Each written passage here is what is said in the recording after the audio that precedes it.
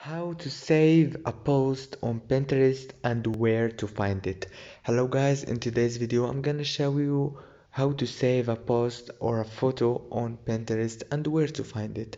So let's go. First thing, we go to Pinterest. As you can see, this is homepage. Let's say that I want to save this post.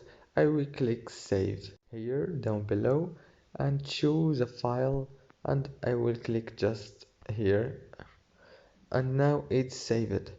Now if I want to find it, you should go to your profile and click on save it, then go to the file that you want, and you will find all the pictures that you saved, and here it is.